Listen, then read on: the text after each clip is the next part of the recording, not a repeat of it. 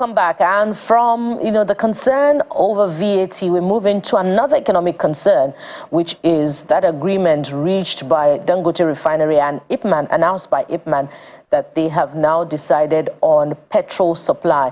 Well, not just petrol now, but there's DPK and there's also diesel. So what does it portend for energy security? What does it portend also for price? Is it a guarantee for lower rates? Let's have this conversation together as we have Mr. Idoko joining us virtually. Mr. Idoko is the Publicity Secretary of Crude Oil Owners Association of Nigeria. Good morning and thank you for joining us on the program, Mr. Idoko.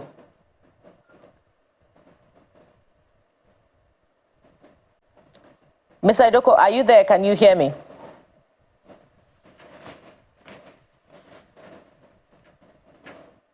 You may have to unmute your audio so that we can hear you.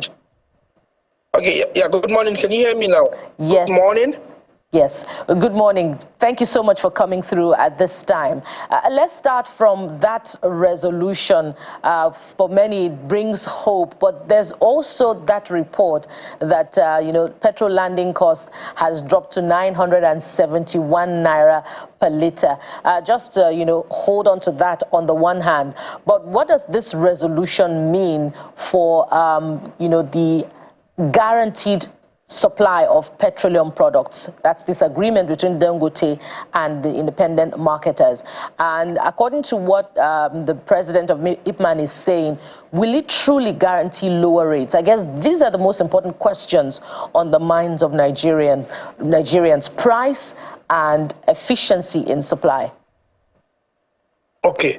Yeah, so I would say that when it comes to the issue of supplies in Nigeria of petroleum products, there are two major issues we have to look at, two major issues that had been challenged to the industry. The first is the question of availability, and then the second is the question of affordability.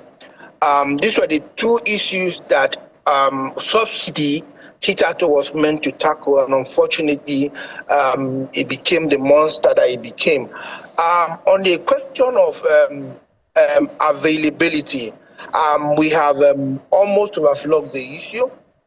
We have had a departure from what it used to be, where with Dangote coming in as a major game changer, and then we have other private refineries who have also started producing, and many more coming online.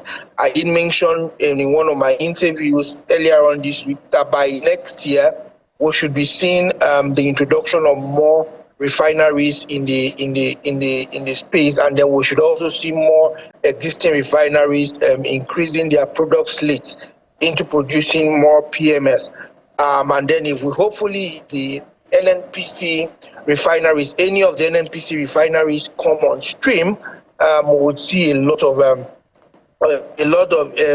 increase in terms of the output of refined petroleum products. So on the whole, looking at the bright side, we are saying that on this side of the in the next 2 or 3 years, we should be seeing the country moving rapidly from the place of importation to even to surpassing sufficiency to exporting petroleum products to neighboring countries. So in that instance, it is a good development. But looking at the issue, the other angle, the other foot of the challenge, which is affordability. Before now, what had held sway was we have seen government try to intervene and insulate Nigerians from the challenge of the cost of petroleum products, the cost of energy, until we had the economic challenges that we had, and then there was the complete removal of subsidy.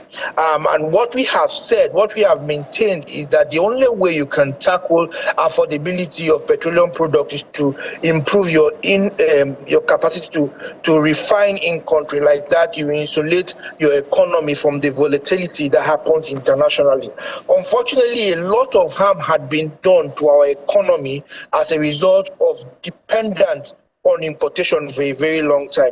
Our currency had taken a hit.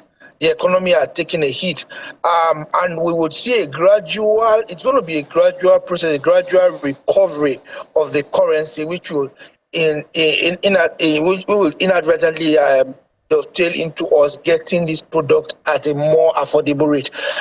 To address the question you asked, yes, we are going to see a linear reduction in price with this deal that has been entered into by the local retailers and the Dangote refinery, and I think that they should also be seen expanding these deals beyond just only Dangote to other refineries that are also producing these products. All right, Mr. Idoko, so let's get a few things in terms of clarity. So let's talk about these refineries you're talking about. I said some are coming upstream. So are these like modular refineries so that Nigerians will be able to contextualize it? Okay, so yeah, in terms of, you see, the thing is, we have equated modular refineries to smaller refineries for easy definition. But the refineries that we have now, yes, you can call them modulars, but a lot of them are scaling. Like some of those that we're introducing other strains of products were heated to modular refineries, but by virtue of the strain of products they are introducing in the next 15 to 20 months, they are not going to be strictly sensu modular refineries anymore. And there are some of these ones that are coming on that actually started as a concept, started as a modular refinery, but have had to upscale to larger refineries that can produce up to 50 and 60,000 barrels per day. So they started in concept as a modular refinery, but they have upgraded to conventional refineries, and because of their investors' appetite. Remember, we have foreign direct investors who are coming into this space.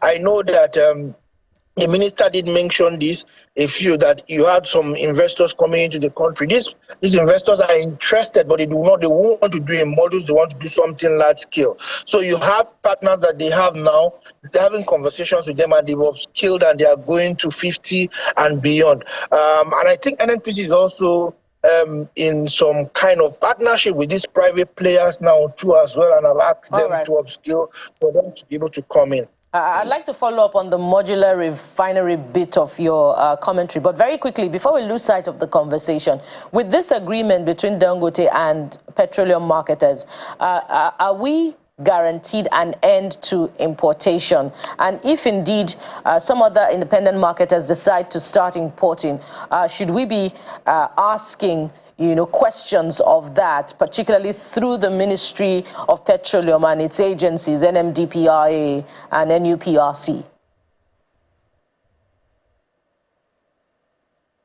Mr. Idoko? Mr. Idoko, can you hear me? Yeah, I can hear you now. Yeah, so did you get the question?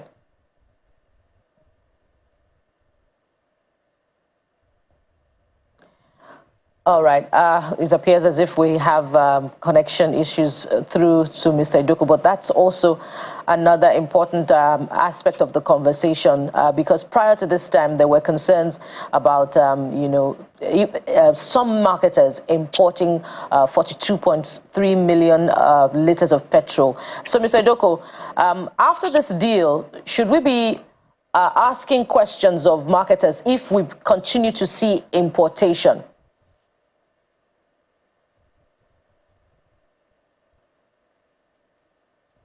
Mr. Idoko, are you there?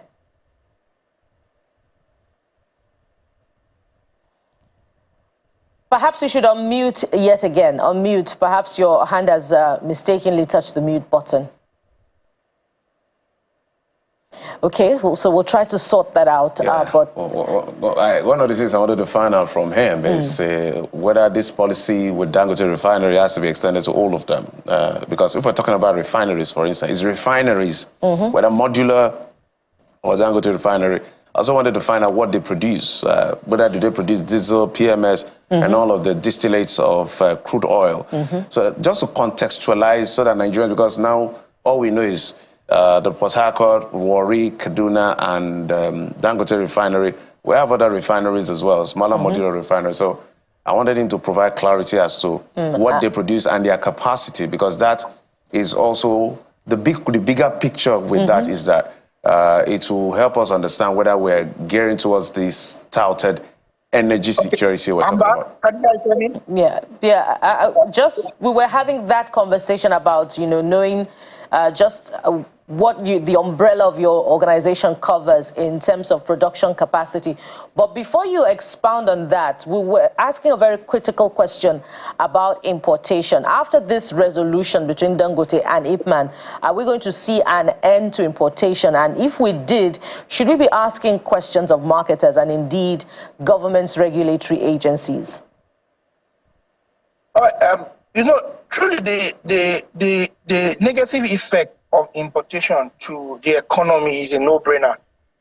We don't want to overflog the issue, but I think we have stressed the importance. And then to know that importation of petroleum products into Nigeria is as recent as the 90s, the late 90s to early 2000s.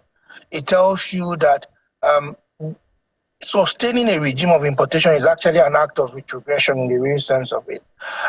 We want to hope that with the resolution from their own past, because in the real sense, what was happening wasn't a conflict, it was a normal process that goes on in markets.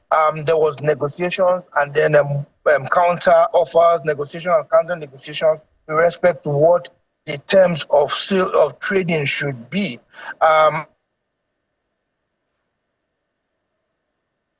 Oh dear, we have lost connection through to Mr. Idoko yet again. Perhaps we'll have this conversation at another date. And, we have very, very crucial questions for Mr. Idoko.